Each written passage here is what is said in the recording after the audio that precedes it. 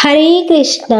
शिव भक्ति सागर में आप सभी भक्तों का स्वागत है। अन्नपूर्णा माता की जय। प्रिय भक्तजनों, आज हम इस वीडियो में माता अन्नपूर्णा की व्रत कथा सुनेंगे। तो आप सभी भक्तजन बड़ी ही श्रद्धा, ध्यान पूर्वक और प्रसन्न चित्त मन से माता अन्नपूर्णा की व्रत कथा को श्रवण कीजिएगा। तो सभी प्रेम से बोलिए, माता अन्नपूर्णा की जय, सर्व देवी देवताओं की जय। कथा के अनुसार एक समय की बात है। काशी निवासी धनंजय की पत्नी का नाम सुलक्षणा था। उसे अन्य सब सुख प्राप्त थे, केवल निर्धनता ही उसके दुखों का एकमात्र कारण था। यह दुख उसे हर समय सताता था। एक दिन सुलक्षणा अपने पति से बोली, स्वामी आप कुछ उद्यम करो और काम चले। इस प्रकार कब तक काम चलेगा। तब सुलक्षणा की बात धनंजय के मन में बैठ गई और वह उसी दिन से विश्वनाथ शंकर जी को प्रसन्न करने के लिए बैठ गया और कहने लगा, हे देवाधिदेव महादेव, मुझे पूजा पाठ कुछ नहीं आता है, केवल आपके भरोसे बैठा हूँ। और इतनी विनती करके वह 2-3 दिन तक भूखा प्यासा बैठा रहा। और यह देखकर भगवान शंकर ने उसके कान में अन्नपूर्णा अन्नपूर्णा अन्नपूर्णा इस प्रकार 3 बार कहा। और यह कौन क्या कह गया। और इसी सोच में धनंजय पड़ गया कि मंदिर आते ब्राह्मणों को देखकर पूछने लगा, पंडित जी अन्नपूर्णा कौन है। ब्राह्मणों ने कहा, तू अन्न छोड़ बैठा है, सो तुझे अन्न की ही बात सूझती है। जा घर जाकर अन्न ग्रहण कर। तब धनंजय घर गया और स्त्री से सारी बात कही।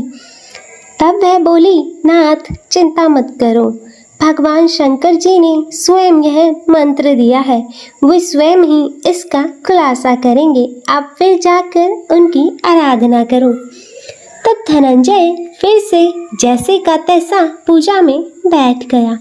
रात्रि में शंकर जी ने आज्ञा दी और कहा, तू पूर्व दिशा में चला जा।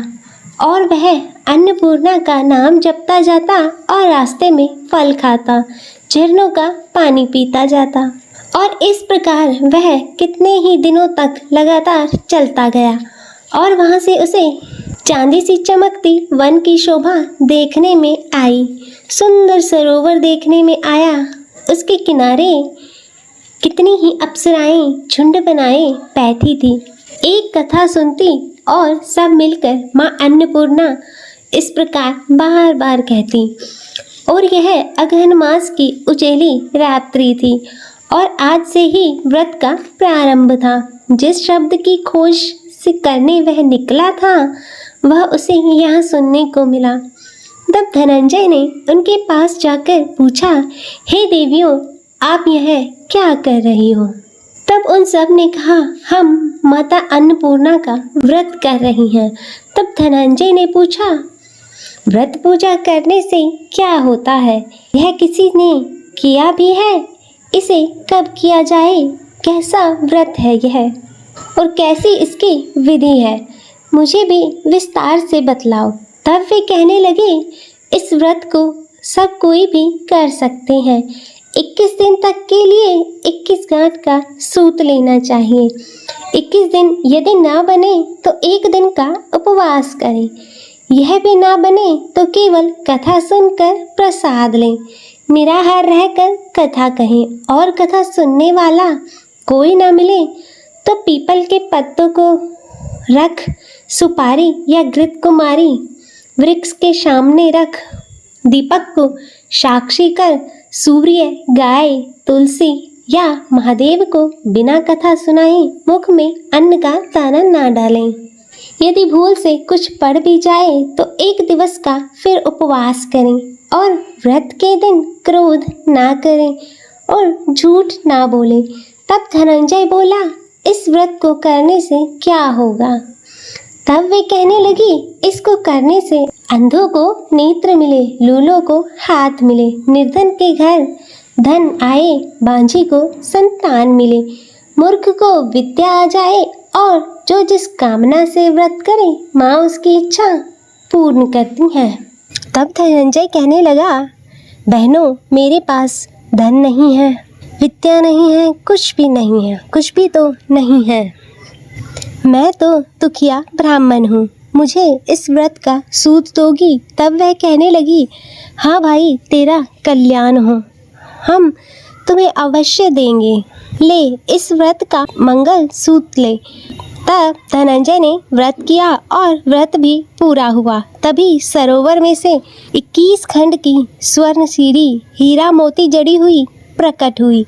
तब धनंजय जय अन्नपूर्णा कहता जाता और इस प्रकार कितनी ही सीढ़ियाँ उतर गया तो क्या देखता है कि करोड़ों सूर्य से प्रकाशमान माता अन्नपूर्णा का मंदिर है। उसके सामने स्वर्ण का सिंहासन है जिस पर माता अन्नपूर्णा विराजमान है।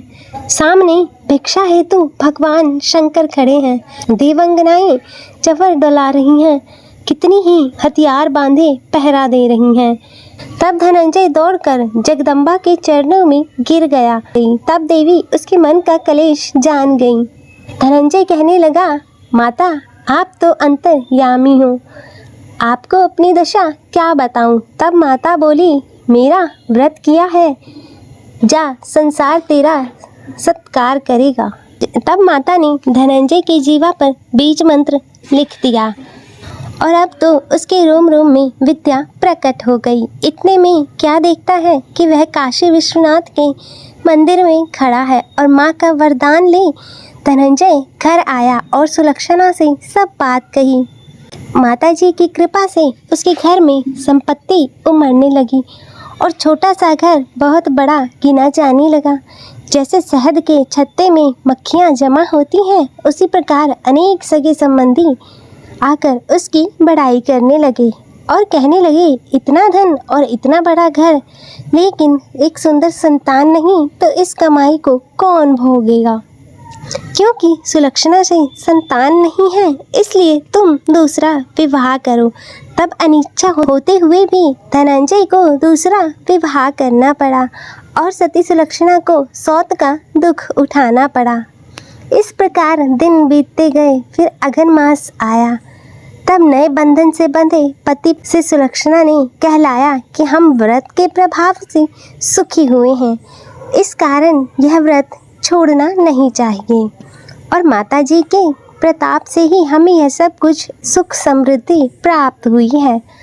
और तब सुलक्षणा की बात सुनकर धनंजय उसके यहाँ आया और व्रत में बैठ गया। तब नई बहू को इस व्रत की खबर नहीं थी और वह धनंजय के आने की राह देख रही थी। तब दिन बीतते गए और व्रत पूर्ण होने में 3 दिवस बाकी थे कि नई बहू को खबर पड़ी कि और उसके मन में ईर्ष्या की ज्वाला दहकने लगी। वह सुलक्षणा के घर आ पहुंची और उसने वहां भगदड़ मचा दी। तब वह धनंजय को अपने साथ ले गई। तब नए घर में धनंजय को थोड़ी देर के लिए निंद्रा ने आ दबाया और इसी समय नई बहू ने उसके व्रत का सूत तोड़कर आग में फेंक दिया। अब तो माता जी का कोप जाग गया और घर में अकस्मात आग लग गई। सब कुछ जलकर खाक हो गया। तब सुलक्षणा जान गई और पति को फिर से अपने घर ले आई और तब नई बहू रूठकर पिताजी के घर चली गई और पति को परमेश्वर मानने वाली सुलक्षणा बोली, हे नाथ, घबराना नहीं, माता जी की कृपा अलौकिक है। पूत कपूत हो सकता है परंतु माता को माता नहीं। अब आप श्रद्धा और भक्ति से आराधना शुरू करो, वे जरूर हमारा कल्याण करेंगी। तब धनंजय फिर से माता के पीछे पड़ गया। फिर से वही सरोवर पर सीढ़ियाँ प्रकट हुई और उसमें माँ अन्नपूर्णा कहता हुआ वह उतर गया और वहाँ जा माता के चरण कमलों में रुदन करने लगा। तब माता प्रसन्न हो बोली, यह मेरी स्वर्ण की मूर्ति ले और उसकी पूजा करना, तू फिर से सुखी हो जाएगा। जा, तुझे मेरा आशीर्वाद है। तेरी स्त्री सुलक्षणा ने श्रद्धा से मेरा व्रत किया है और उसे मैंने पुत्र दिया है।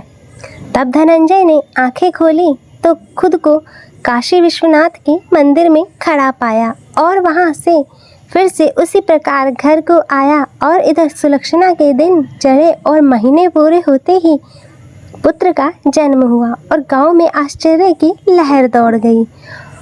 इस प्रकार उसी गांव के निसंतान सेठ के यहाँ पुत्र होने पर उसने माता अन्नपूर्णा का मंदिर बनवा दिया और उसमें माता जी धूमधाम से पधारी और यज्ञ किया और धनंजय को मंदिर के आचार्य का पद दे दिया। जीविका के लिए मंदिर की दक्षिणा और रहने के लिए बड़ा सुंदर सा भवन दिया। तब धनंजय पत्नी सहित और पुत्र के साथ वहाँ रहने लगा और माताजी के चढ़ावे से भरपूर आमदनी होने लगी। और उधर नई बहू के पिता के घर पर डाका पड़ा और सब लुट गया।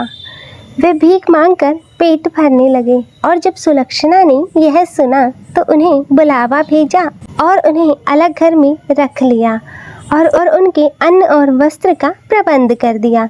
तब धनंजय, सुलक्षणा और उसका पुत्र माताजी की कृपा से आनंद से रहने लगे।